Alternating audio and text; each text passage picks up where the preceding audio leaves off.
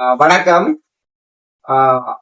சுவிசண்ணா மோகனமூர்த்தி அவர்கள் சுவிசிலே வசித்து வருகின்ற வகையில் இந்த ஏழை மக்களுக்கு கரம் கொடுக்கின்ற ஒரு கடவுளாக நாங்கள் பார்க்கின்றோம்.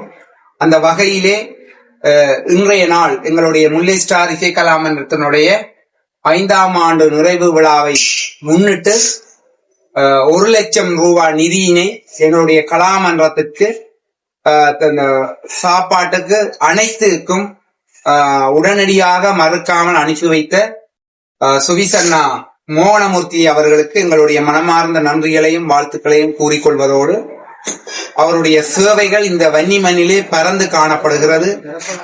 எக்கச்சக்கமான ஏழைகளுடைய கண்ணீரை துடைத்துக் கொண்டிருக்கிற எங்களுடைய மோகனமூர்த்தி அண்ணா அவர்கள் நீளுடி காலம் வாழ வேண்டும். அவருடைய சேவைகள் மென்மேலும் வளர்ச்சி அடைய வேண்டும். அவருடைய சேவைகள் இன்னும் வளர்ந்து கொண்டிருக்கிறது, மக்களுக்கு வளர்ச்சி அடைந்து கொண்டிருக்கிறது. ஆகவே எங்களுடைய மோகனமூர்த்தி அண்ணாவுக்கு எங்களுடைய மக்கள் சார்பாகவும் இந்த கிராமத்தின் சார்பாகவும் நன்றிகளையும் வாழ்த்துக்களையும் கூறுவதோடு இனிவரும் காலங்களிலும் இவ்வாறான சேவைகள் எமக்கு கிடைக்கும் என்பதில் எந்த ஒரு ஐயமும் இல்லை.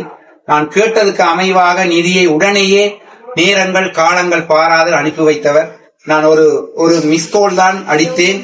அவர் தானாகவே எனக்கு மதிப்பளித்து எடுத்து அந்த உதவியை செய்து இன்றைய இந்த நிகழ்வை கௌரவிப்பதற்கு கௌரவப்படுத்திய மோகனமூர்த்தி அண்ணா அவர்களுக்கு நன்றியை கூறிக்கொண்டு இனிவரும் காலங்களிலும் தொடர்ச்சியாக எங்களோட வன்னி மண்ணுக்கு அவருடைய சேவைகள் வேணும், நிச்சயமாக செய்து தருவார். அவர் பல்லாண்டு காலம் நீளுடி காலம் வாழ வேண்டும் என இறைவனிடத்திலே வேண்டி விடைபெறுகிறேன். நன்றி, வணக்கம். நான் ஒரு தடவை சொன்னா 100 தடவை சொன்ன மாதிரி